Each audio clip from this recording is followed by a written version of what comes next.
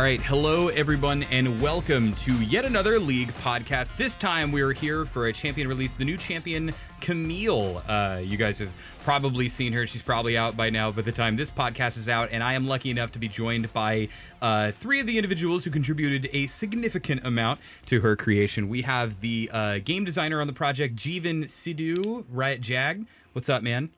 Hey. Yeah, there you go. We have Hing Chui, concept artist, also known as H. Hing, how you feeling?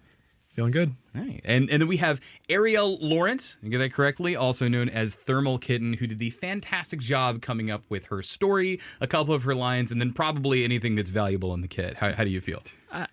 Well, I won't take credit for all of that. Yeah, I know. It's okay. I will give you credit for all of that and then make them fight for it. So Camille is what is she, Jeevan? Give me the overview of the character. What is she? A fighter? A diver? Right. So Camille is a fighter. We call her a diver in our current subclass definition, or you could call her a tanky assassin. You can call her a skirmisher, a slayer. She kind of crosses a lot of lines. She seems pretty good. Yeah. She's the tanky assassin, the Lee Sin, mage monk, everything meme. Yeah. She's meant to be a top laner, and she is meant to be a very serious threat to anyone who is mobile. Right. So, Ariel, tell me, how did you come to be on this project, and what was your kind of perspective on this? Well, on Champ Team, new Champ development uses the DNA process. So that's made up of a core group of people, a designer, a concept artist, and a narrative writer. So I'm DNA. Oh DNA. My God. It's so cute. It is. It keeps us from forgetting it. So I am Camille's principal writer, and I wrote her VO and her backstory and the short story that'll probably be out by the time this goes out as well. So I basically kind of sit and ask questions about who this person is based on her kit, and that helps inform art, which helps inform kit, which helps inform narrative, and we work in this kind of trifecta, constantly, asking what if and could we do this and what happens when we do this for the course of 9-ish to 12-ish months until we have a new champion. So okay, and so Hing, to pull you in a little bit here before we kind of begin, because I want to start from the beginning and I want to get to where we're at today. How did we get to Blade Legs, Hing? Because I think I will say the visual design for this character is so cool. I'm really, really into it. But there was a time when I believe she did not have blade legs. And then I saw her model walking around in game, and I was like, is she on stilts or whatever? She was like, no, it's blade. It'll make sense when the animation's in. You'll see it. So how did you come up with that? Well, originally the premise was that it was going to be some kind of spy cyborg type, like something from the Avengers with the classic British charm and everything. Like she had an umbrella, and we were putting a bowler hat on her. Oh, I remember the umbrella. And for a bunch of reasons, it didn't work. We tried it and didn't really work very well. But one of the things that we kept with it was that this idea of these kicking legs and everything. Nick Matthews, who was our animator, proposed a lot of this sort of kicking combat, based on a lot of fighting games you see. And so part of the original concept was that she had these legs that were literally cyborg legs. They would break apart. You would see the machinery underneath that would glow. They would emit energy, and whenever she kicked, it would displace a ton of energy outwards. In our game, typically we have to exaggerate things just so that they stand out really well. We have kicking champions in our game at the moment. Lee Sin's a notable one, especially the Muay Thai Lee Sin. Exactly, right, where he's got a lot more kicking action. Yeah. But for the proportions of his character, inside the game, it actually doesn't show up super well. I always saw Lee Sin's ult, but it was a surprise to me when I realized he was actually kicking the entire time. It just doesn't show up super well. It's on the bottom of the character. So with Camille, we wanted to retain this idea of these mechanical legs, these energy legs. And then we were also trying to look at well, how do we exaggerate it? How we put a leak spin on it? How do we push it further? And so from that, we did a couple designs, and we started gradually moving towards this idea of oh, well, let's just do blade legs. That's cool. That's fucking dope. So I'm gonna start us. I'm gonna go back. I'm gonna start us off with an anecdote here. I was at, I believe, a holiday party hosted by Jeevan and his Yes. amazing significant other. And we're there and we're drunk because of course we are. And Jeevan had just kind of told a bunch of people that that he was leaving live gameplay to go. This is your first champion, right? Yep. Some of you guys may know he was on Patch Rundown back with me when we did that all the time. Made the terrible Runic Echoes, made the second terrible Runic Echoes. I made Runeglaive. Runeglaive, my bad. I'm even getting the name wrong. Right. And then Quo made it good. But Quo made it good. Ended up working on Rift Herald as well. Right. A lot of projects during that time. Marksman enthusiast, Jeevan, and he's kind of like, all right, I know what I'm gonna make. And I was like, oh yeah, hit me. He's like, hook shots. She's gonna fly around the map with hook shots. And I was like, all right, buddy, one day maybe you'll be the person to make the hook shot character. Because we've talked about this character for so long, right? It's, this up there with like, are we gonna set brush on fire? What are we gonna do? This is like an age-old ability. So how did you get to where you are with that? Yeah. From that moment. So so when I started on Champ Team, which was about a year ago, I wanted to move to Champ Team, and they said, hey, what we want you to do, we want you to make a diver. And I was like, cool, I like playing divers, actually. Like, I like playing, like, Aurelia, I like playing Vi and stuff like that. We're both Scumbag Rengar players. Yeah. I play my Rango every now and then. And I thought about, like, what is it that makes these champions really, really awesome and signature? And it was almost always how they moved, right? Like, the coolest thing about Jarvan is flag and drag, right? The coolest thing about Vi is how she, like, raises up and knocks someone up and stuff like that, right? So, to me, I was like, well, what's like a new type of way to move for a melee character that will feel signature and unique and different? And the hookshot idea was placed around a lot. I actually had a version. The first version I had was a lot more like crazy. It was a lot more like Spider-Man. I think we actually might have a GIF of this up by the time it goes up. But she would like shoot a hook into a wall and swing around it like a circle. Yeah, and then you could like recast it. And then and you could like do it to the next wall, so you could like basically Tarzan through the entire river. That was really cool, but it had nothing good for gameplay except making her impossible to game. I want to just interject here and say that this is You played that version. Yeah, it is my fault that I have not played the new Camille. Jeevan's my homie. I'm gonna play the hell out of this character when it comes out. But I did play that version, and so for the people at home who are kind of thinking of the like, oh, okay, kind of radial, like you attach to a thing, you circle, you recast it. I went from my fountain to the Baron Pit. Just on hookshotting. And it was sick. It did feel like Spider-Man, right? Yeah. The kind of like web from one direction and then do the other. And then, but that took like 5 seconds. And I was like, oh, Jeevan, we can't do this, man. Right. What the hell is this? And I stuck with that one a really long time. I tried to make all these ways to work. And then I was in some room. I mean, we had a lot of help from a lot of other designers who are really good at this stuff. Like Scruffy, Mark Yetter, or August Browning helped out a lot, right? Riot August now. Yeah, right. Whatever he is. And there was a lot of ideas of like, hey, we tried this spell with this wall, and it just became obvious at a certain point that when you come off a wall, if you could just come off it even harder, that works really well, right? And that was basically, when I put that in the first playtest, I'm like, okay, she jumped to the wall, she smashed off of it, that guy went flying. Yep, I have my spell, right? Yeah, and then you kind of found the one that worked. Yeah, and then a lot of what was cool about her was kind of informed with that in many ways. They were like, oh, like source of power is her with like her legs jumping off walls and stuff like that. So like let's look at ways to bring out the power in her legs for a variety of reasons, right? And then so you can see that at the end of the final product on the kit. Yeah, so people ask a question a lot that doesn't really have a straight answer, which is, oh, like who starts first? Because we always talk about the DNA pod, or we talk about all the different ways. And from my perspective, it's always different. It's sometimes they come together perfectly at the beginning. Sometimes one kicks it off. Sometimes we know. This one felt to me like it was very much a kit-driven thing, right? Jeevan is a pretty straightforward guy. He's like, we're making hook shots. It's gonna kill the AD carry. And so Ariel, tell me, what is it like working under that kind of constraint, where you have ability, or do you even prefer it, right? Like where you have a ton of abilities, but you don't even know who this character is yet. I think it's a little bit of both, right? So when this space kind of first opened up and Blue Pod, which is the pod that we worked on Camille, had kind of wrapped up Talia and was moving on to the next character, Jeevan's like, in a whispering voice, he brought Hang and I into a room and he's like, I want to make a vigilante. And I was like, okay, all right, sounds cool, let's do it.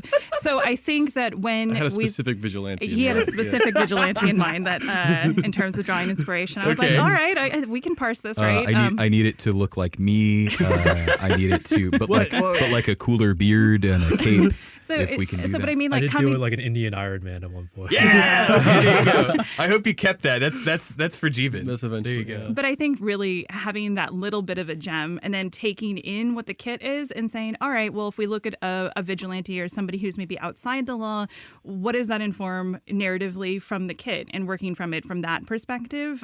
Because I mean, ultimately, if the game's not fun, if the gameplay is you don't want to play it, then nobody's going to get to know the character anyway. So it really has to come from that space of this is a fun thing to engage in. The mechanics are fun. And then from that, we're like, well, what kind of person has these abilities? What kind of person moves like this? What kind of person kills like this? And I mean, especially in Camille's development, as it became much clearer how good she could be at killing, I believe her title for a long time was just murdering murderer. So we were very Sounds like my tempted kind of to put that champion. in. Yeah. I'm in for the murdering murderer. But I think that and then that really reflected back in the art when we started talking about it and coming back to kind of this darker look. Where would this person live? Where could we explore this space that we've never really done that before? Which is kind of how we, backed into Piltover and a bunch of other aspects of her. Just asking these questions like, here's this kit. Here are the fun things that we can do with it. What is that person then? How do we go from there? And it's just a conversation, a really long conversation. Yeah. But And to be clear, like the kit really, like, it started with one spell. Honestly, it was like, here's the hook shot, and then I had nothing for like months after that, right? And we all like very nicely fed off each other, right? Of like, oh, what would be cool to like make the like what we said earlier, right? Like very much, design inspires art, which inspires narrative, which inspires, it's all like. It all worked together very nicely to grow something we all really liked. Yeah, I had a couple of concepts based off the idea of like hookshot, which Jeevan pitched me. Like I remember like there was a concept that I did where it was like, because it's supposed to be like a diver who used the hookshot, and diver is like somebody who's like tanky. So I was like, okay, well, I drew like this guy who had like who could like turn into like a big armadillo ball, and it had like spikes everywhere, and he had like armor, and then he had like a belt that like shot out like a hook shot. And so the idea is like he would shoot out a hook shot, hit a wall, and then just like turn into a wrecking ball and just like go careening around the map. Yeah. Was that the actual train guy, or was that a different? That was another one. the train guy was different. This is not to throw shade on any of the artists in the Champ team. Champ team has some brilliant minds, but having Hing do concept for your champion, I think, is a very special power, because literally, I don't think you guys have been listening for the last little bit, but we just talked about an armadillo hook shot and a guy who is apparently a literal train. Literally a train. Yes. And so I fucking love that stuff. I So also had a guy on a top who just spun. that was really yeah. good. Yeah. I think you would be really good at designing Mega Man bosses. You're like, Yeah. it's Top Man and Train Man and everything. So Hing, we're talking about kind of, feeding off of one another and stuff. When did you really start to feel engaged and you were like, oh God, I really am starting to have the ideas flow? Or are you just like naturally a genius? Like, how does it work? Where did it come from the team for you? I think it came around like the time when we started kind of trying to reduce the concepts down, because I tend to just kind of spitball like a ton of different ideas, and they tend to be very You don't weird say. and wacky. We're Yeah. spitballing weird ideas. Yeah, like train That idea, doesn't sound like armadillo you. idea. Yeah. And then we kind of go through the list and we're just like, okay, well, this is too stupid. We can't do that. And we eventually arrived at the idea of like, oh, well, like what about this kind of like cyborg spy who flies around the map and is basically Batman, like picks up a bunch of clues and kills people and leaves their bodies everywhere. Clue mini game? Where, right? Where's the clue mini game? So, Jeevan, why vigilante, right? Why? What attracted to you about this archetype that you had to pull two grown professionals into a room and whisper it at them? So I mean, Where did you?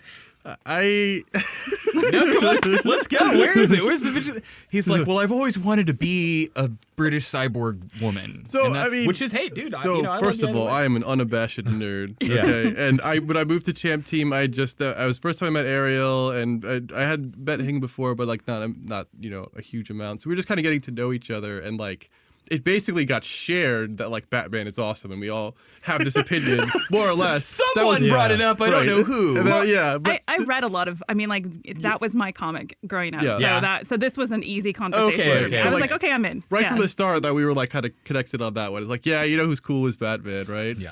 I mean, I don't know. Vigilante actually one of the things here was that there was a different design reason I had. One of the very first diver pitches I had was like, he's like the revenge diver, where like if you attack his teammates, he could like suddenly teleport behind you and I murder remember you. that. It was like a shield that if they broke it, Yeah. you got a free dash or teleport to Right. that I remember ally. this And so it would kind of be like, again, it was like a different type of vigilante where it's like, hey, like I'll punish you for preying upon the weak and that sort of stuff. So I thought that would be like an actual gameplay idea. As it turns out, that idea was really bad. And I like tried very lightly, and I'm like, no, this isn't interesting. It was, But, it was an interesting idea, and I kept asking Jeevan, like, well, what are the other abilities? Like, what else do I do with this kit? And he's I'm like, like, I'm working "Bro, on it. you kill people. right. You're like a tanky guy, and you kill people. Yeah, I but was the like, shield though. Yeah, all right. right. But that's like that's the core problem of like a diver too. It's like, what is a diver? It's like, wow, it's a dude who jumps in the middle of your team from Right. anywhere and tanks all of you and kills one of you. And it's Well, I like, mean, well, it is, right? Because if you think about like divers in our game, you know, like we'll say like, you know, Rangar, Jarvan, Vi all have diver qualities somewhere, primary or not. And it's like, what do you remember about Jarvan? Like you said, flag and drag into the dunk, right? What do you care about Vi? Getting like flash cued, like impact like a truck and then dunked, right? It's like, do you even remember they have other abilities? It's like, did you know Jarvan's E is its own ability that you don't, you know, Right. it's like he has a shield, I guess. It's like, yeah, it is weird, right? Because you think so much about that moment of kind of the kill or the moment that you engage that it's kind of hard to figure out the rest of it. right. Yeah. So I do want to get into the story though, because I like many other people, you know, just very recently read the comic that came out today at the time of this recording, and it is, first off, it's gorgeous. It is. What, is that Jason Chan? That Shout is out to Jason Jason Chan. Chan. Jason Chan, my Yeah. dude. Yeah. I JC. super quick. If for any of you out there who play a lot of Magic the Gathering, Jason Chan did some of the most iconic pieces of art from there. And when I heard that he was coming here, I was like, can we send him back? Magic Art's not going to be cool anymore. And then the moment he started working on his first splash, I was like, never mind, we have to keep him for literally ever. Yeah, we're not giving him up. Yeah. he's always- He's super awesome. But that, so Ariel, tell me a little bit about the story that's depicted in there, right? Because I got confused a little bit, and maybe that's intended, right? You know, some people are like, oh, is she mean? Like, is she keeping her? It's, you know, well, yes, I think is she mean? Yes, right? But it's like, she shows what some could see as compassion and some could see as indifference, or some, you know, there's a lot of ways to kind of parse the ending, right? So tell me about that story. Yeah, so I mean, I think this started when we started to get the cyborg things popping up, and I pitched, and I was like, she should be like an MI6 Mary Poppins. Like, I liked that British better than you, like just like perfect riposte kind of snarkiness for somebody, especially like as they're murdering you. But I was very insistent, probably very insistent in a lot of meetings, that she should still retain that element of humanity. Like, even if she's just cold-hearted and impersonal to everybody, on the inside she's really questioning like how much person is left. You know, here's somebody who is augmented severely parts of her body. She has a hextech heart, she has these grapple spindled hips, she has blade legs, she's got crazy eyes. Like, Does she all have this, permits for all of these, by the way? I mean, like, this is, you know, Does someone in Piltover have a registry of like all of her weapon specs? Like, no, they ask her. yeah. yes.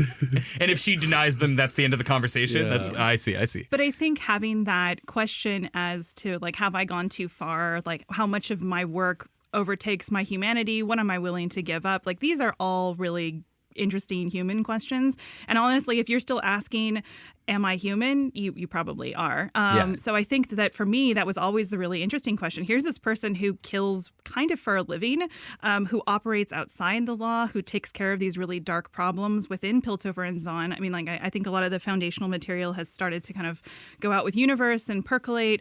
But really showing the symbiosis of those two cities and that they are dependent on the machine working together. And she is somebody who keeps that machine going. And I mean, like Piltover and Zon, that relationship is almost mimicked in Camille. It's this like dark and light, and it has to stay in balance. And I think that was the thing when we were exploring the big mechanical hips and the power about them breaking apart. I was like, no, I like go back to the blade legs, because for this is somebody who literally lives their life on a knife's edge. Like they are in balance. Damn. They are layers right now. Yeah, layers, super layers. But I think that for me, she should be questionable when you look at her. She should come off as cold and dark, but on the inside, she deals with a lot of shit. So I think that's, for me, like Phil Vargas and Dan Norton and Jason Chan worked on the promo for the Camille comic and stuff. And that was after a lot of conversation with Phil, and I think he really understood the character.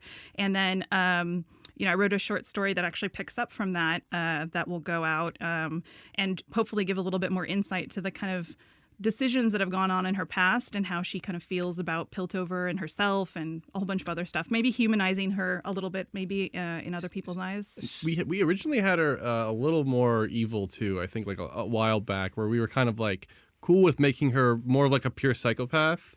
And then Jin came out. It's like, do we yeah, want two psychopaths? Too, right, yeah. But like, I think the way we kind of explored the character and got to know her better, like I think Ariel took her into a more like, I don't want to say sympathetic direction, but a more like understandable one at least, where you're like, I really don't want to meet her in an alley, but she probably isn't doing this because she's just like some like murderer that enjoys it, right? She's like a much more complicated character than I think even Jin or, There's a lot of motivations behind what she's doing, even Did if you hear they're awful. that? Jin team. Yeah. More complicated than Jin. That's the tagline. We'll name the podcast that. That'll be Camille, more complicated than Jin. I should re-record that part. No.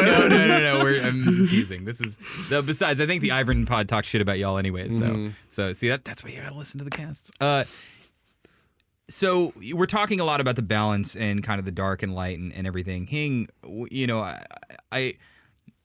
you are very expressive. That is. I think when it comes to your art, I think that is a guaranteed. I love walking over and seeing the stuff that you're cooking up, and I feel like there is actually, and I could be super wrong, that Camille's final product is actually a bit restrained, right? Like there's a lot of there's the wide hips, there's the blade legs, but there is kind of a finesse to it that it feels like. When I see this character, everything is kind of intended. Everything is kind of finally in its own place. Like, how long did it take you to kind of like zero in on a lot of that stuff? I know you sit next to Evan, who also, works on the splash arts for the Champions. You guys usually have a pretty tight relationship when talking about it like that. But, I know, I hear armadillo legs, I hear a train guy, right? And then I see the kind of like beautiful, like very stylized, neat Camille that is right there. And like, what came from these two sitting around you that really was like, that's when we got to like hone in on what the final product is? It was definitely had to get all the stupid ideas out first. See, don't just tell me that the train idea is stupid because I love it. They're not stupid ideas. They're just ideas for another time. Okay, they weren't the ideas for right now. Yeah, Train Knight is an idea for. It'll have its time. This is so good. All right, it makes more sense. It makes more sense. But he started like he had like a almost transformer thing, right, where he basically turned into the lead engine car, with his armor. As much as I wanted to be, this is not the Train Knight podcast. All right. But so you're saying you had to filter through a lot of those, but like.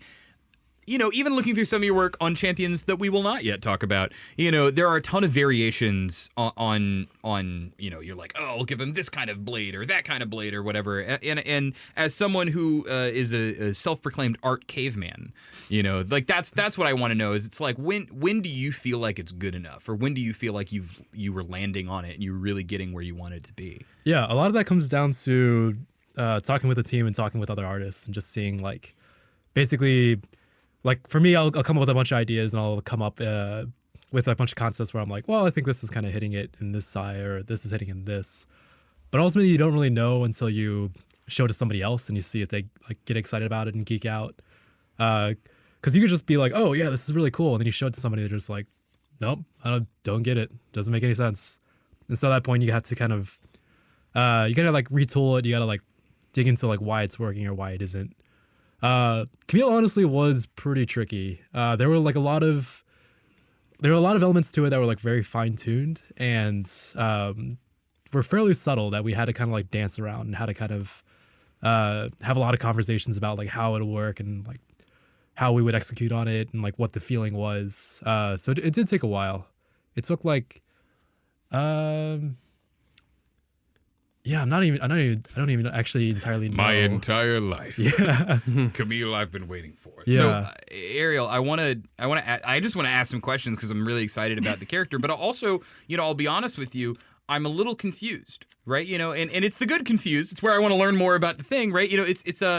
I think I started with a very different view of the character than where she may have ended up. I think it's interesting because it's like a dartboard of vigilante, badass cyborg women, and then you have to eventually hone it down to just kind of that bullseye. But Jeevan, I think, had a really your first ultimate was called. We can get into some of her old abilities eventually because they are very cool. Her first ultimate was called something like I don't deal with henchmen. Right. Which very much I think that shaped my understanding of what her personality would be like. Is like, please step aside. The adults are talking. Either you're going to tell me who you work for, or I'm going to beat it out of you. Oh, that's still very much in her personality. So who does she work for?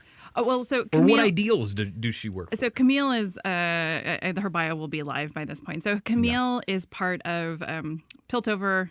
I guess Piltover is kind of ruled or kind of run by a bunch of families or clans that are very wealthy. So kind of think more like Renaissance, like Florence or something like oligarchy that. style. Yeah, stuff. like the Medici's or something like that. And so her family, so it's each family within Piltover, each one of these clans is run by like the head of the clan and usually a sibling that is what I made up as the principal intelligencer. It's like you're kind of the dark agent, the sworn like shield and sword of the family. And she is that person for her family. So she works only for her family, but to make sure that like the order of Piltover and Zon, that relationship is preserved. So that may have her negotiating with chem barons, that may have her, stealing technology from another family. It's basically to keep her family wealthy and in power. She's not like hired out to other people. But there's a little bit of a Cersei kind of in her thing, which is the like, I will do literally anything for my own people, my own family. Yeah, I think that like that's kind of where the short story went, is like the exploration of kind of like a duty and family and what does that mean to like work and life. I was gonna say I think she's closer to Jaime than Cersei, actually. Yeah. Okay. Well, in terms of character, I think, right? kind of. And didn't lose the hand. Right. Different limb. Yeah. So was she willingly operated on? How did that end up happening? Absolutely. So I think that so that'll go into her bio, but there was a point in time where she was completely human and she failed at a job and it affected her very personally, her family, and her father died as a result. And because of that, she decided she needed a hex tech augmentation, which started with her heart. And after that, it's like one thing led to another where she was like, I willingly give up my legs. I get the grapple spindled hips. Like all the augmentations kind of fell in line after that.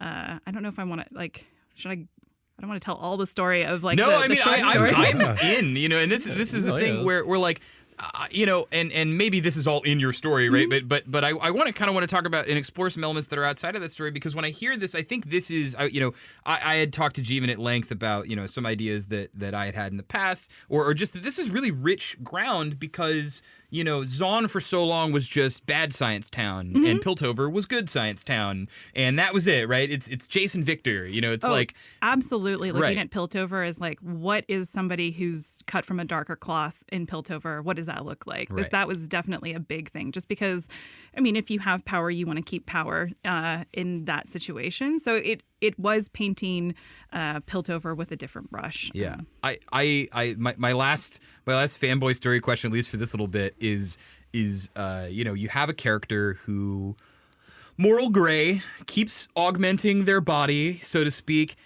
how does a character like Victor interact with this person, or how do they deal with each other? Oh, I'm sure Victor's got the hots for Camille. Well, yeah, I guess I'm just saying it feels like kind of a violation in some ways of what, many of us over the years have been taught to believe of Piltover, right? The whole progress at any cost isn't really their thing, and yet here's someone a little more in the shadows saying, but secretly there is that going on, right? Is Camille sort of a thing that people in Piltover try to forget about, or how does the rest of society see her?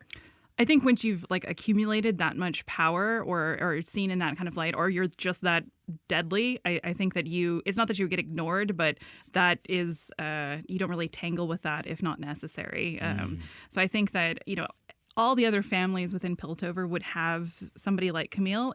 They probably wouldn't be as augmented. They certainly wouldn't have hex tech like Camille. I think that was one of the things that we wanted to explore too. I mean, all of our Piltover champions can carry hex tech, and I mean, the interesting thing about hex tech is it's the democratization of magic. Like it's this hex tech crystal, this crystal that's imbued with magical properties is now put into a weapon that anybody can pick up and use. It's not just for a mage or you have to be born with a power. But we wanted to kind of make that special, and Camille is a hex tech weapon. She doesn't carry a hex tech weapon, and I think just taking that a step further. So I think most people. I mean, she walks around the streets with blade legs. I think we're trying to expand. Yeah, you probably don't point at the person with blade legs, right? You probably don't stare too long. But I think that we're also expanding the idea of what Piltover and Zon look like. And I think augmentation in terms of something that is better than what I started with is an ideal for both of those cultures. Just Zon takes a much more utilitarian approach versus Piltover, which might have a more ornate or beautiful or just...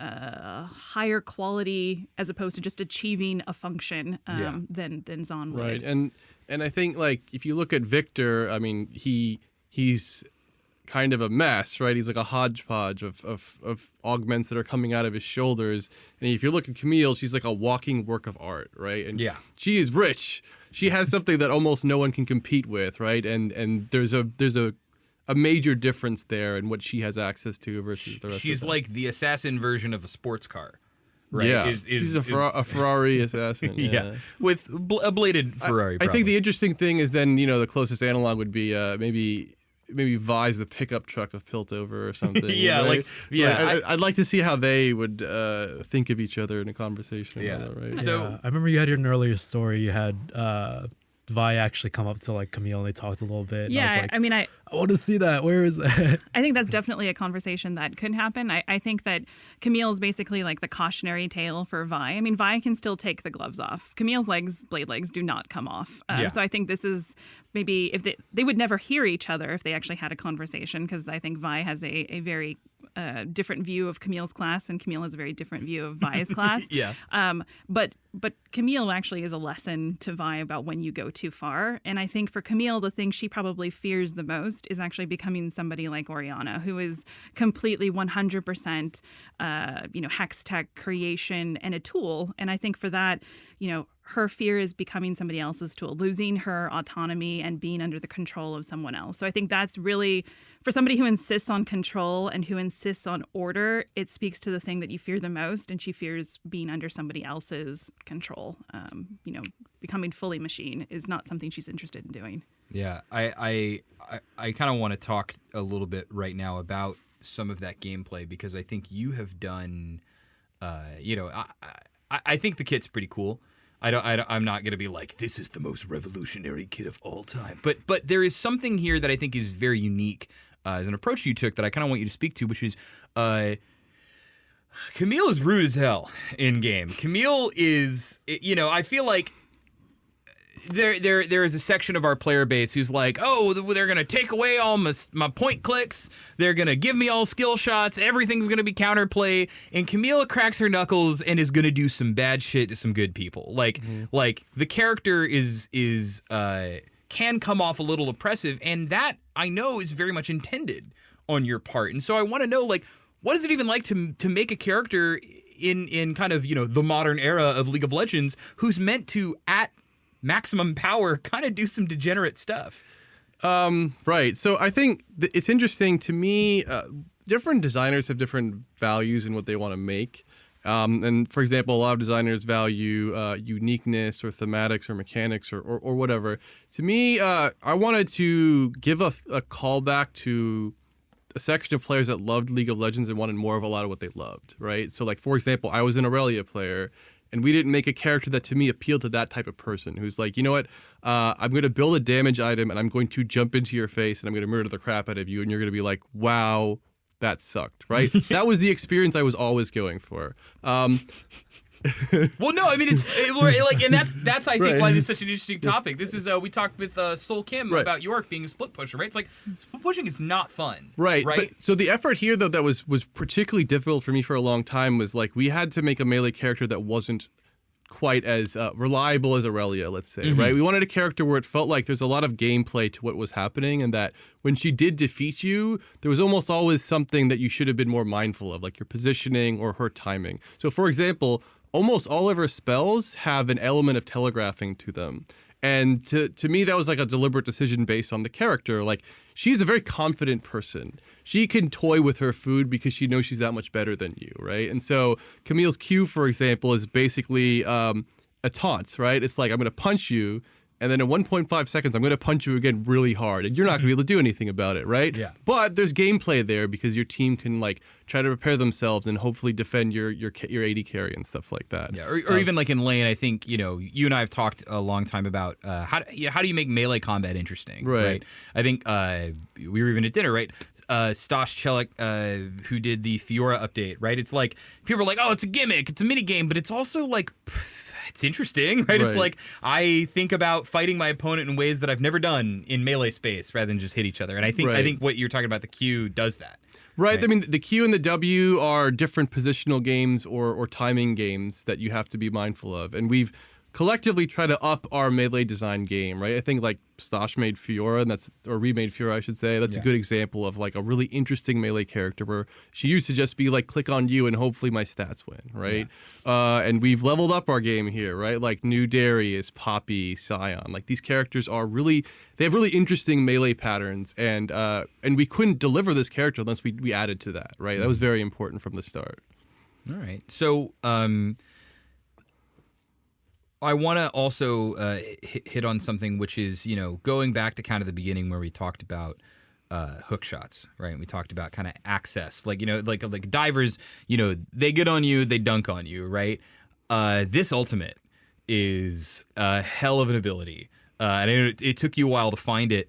Tell me a little bit, like, when did you know that this was the one? Like that you had kind of landed on something that I just want to preface it a little bit that, like, when we landed on Vi's ult, it was not a fun day for some people, right? Because it's like, but we were also committed to the idea that we're gonna make a character who's gonna kill you, right? Like they have to do the kill move at some point, and so I know it can be hard when you get feedback. You're like, that's bullshit, or that's not balanced, right? Like, tell me about that moment for you with this ultimate. So this ultimate was very hard to arrive at for sure. And where, a lot of my game design background was on live, and a lot of what I like about our game is often at like the professional level, where it's like a very back and forth like game of I know what you're going to do and you know what I'm going to do, and let's see who wins, right? So to me, it was an important thing to make an ability that was interesting and powerful for Camille, but also had a lot of things that the opponent could think like to do about it, like as in response. And just real quick for anyone, if you haven't seen her in game yet, right? This is the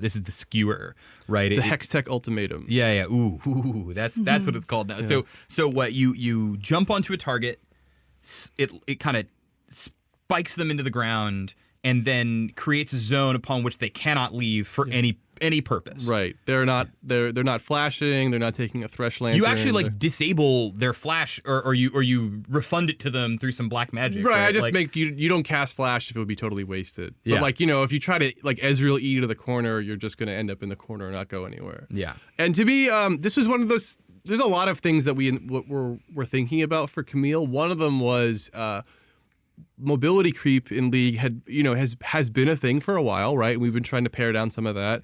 And we have a few different implementations for making mobility not nearly as powerful, right? So we have like grounding on Cassio Miasma, which has some cool like zoning effects, but can be frustrating because you don't get access to your spells. Or Poppy W, which I think is a really cool spell because it has timing and playmaking, but also can be, again, frustrating because it's like, well, I don't get access to my mobility tool. So for me, the effort for Camille's ult was finding a way to answer mobile targets without saying you don't get your toys at all, and without punishing immobile carries at the same time. Yeah, right. You have to use your toys in a different way. Right. But if your goal is just to get far away from me, that won't work. Right. That specific like I can kite you infinitely thing that like Lucian loves to do to most melee characters. Can't do that to Camille, right? You have to outmaneuver her. You have to like maybe dash through her W or like come to the other side when she's using her Q and stuff like that. Here. This is so Jeevan is a very proud Vayne player. So of course you made a diver that can outplay every carry but Vayne.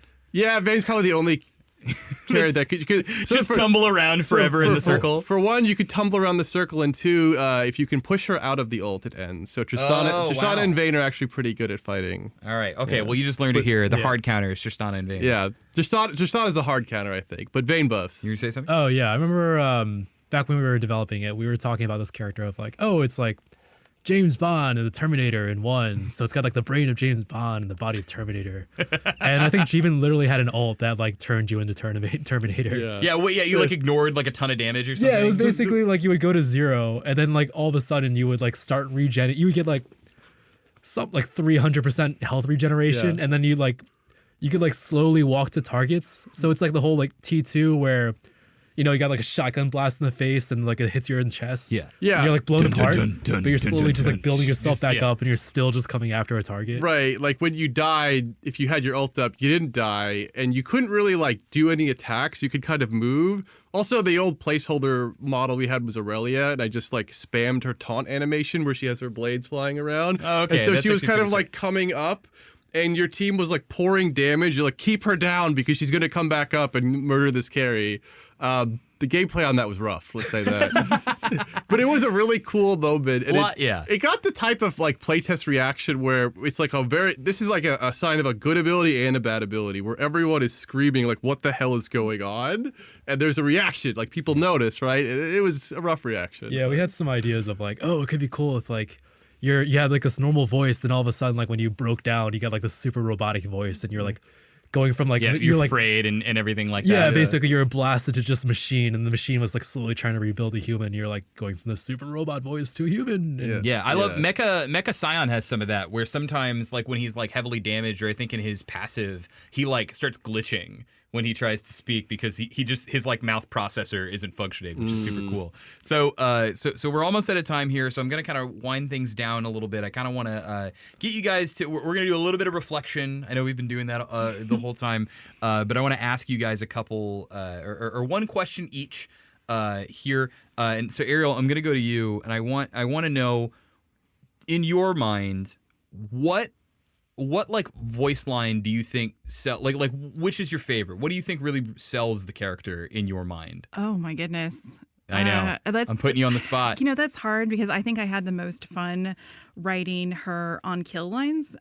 Instead of a lot of champs in the past, I guess, have had a lot of varied lines on buy, lots of taunt lines and stuff. For Camille, we kind of put our money in the on kill and on attack lines. So she has a lot of individualized lines for people she would match up against a lot. And just in terms of like who they are in the game and who they are in our IP, it's very satisfying when you kill somebody and she has this kind of just snarky cold line, and then you just walk away with a hip sway and their carcass is on the floor. Well, so give me one of those. Tell me, like, what was one of those that was really fun for you to make? You don't have to be like the best one or something, but I want to know. Give us a taste of some of that.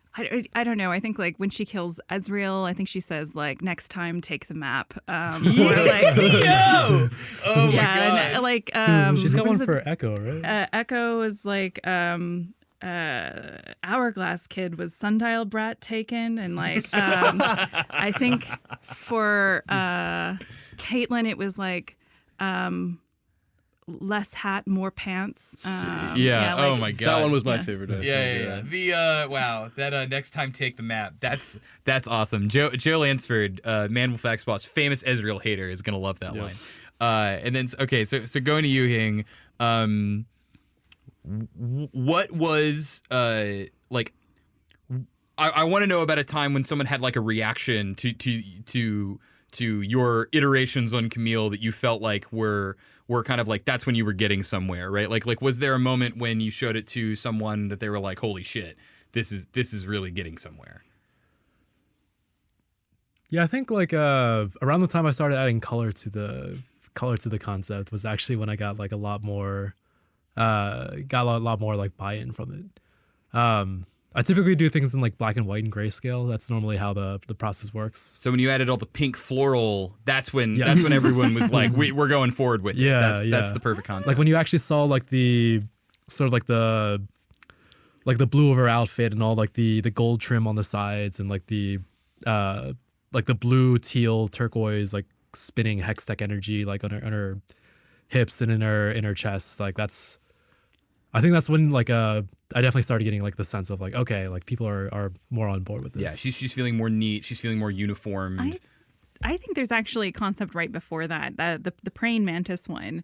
There was there was this one was the first time the blade legs kind of showed up and we weren't quite sure what the weapon was going to be, and then like Hing did this one and it was she almost had this like Puritan vibe in the headdress, but it was very austere and like just cold as fuck and like I love that one. And I could not get it. That one did not fly.